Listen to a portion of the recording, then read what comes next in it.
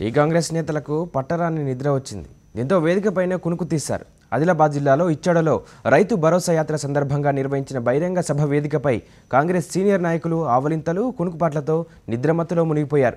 ఓ నేత ప్రసంగిస్తుండగానే సీనియర్లు నిద్రలోకి జారుకున్నారు. మరికొందరు నిద్ర ఆపుకోలేక నానా పాటలు పడ్డారు. ఇంకొందరు మాత్రం సెల్ ఫోన్ చాటింగుల్లో లీనమైపోయారు.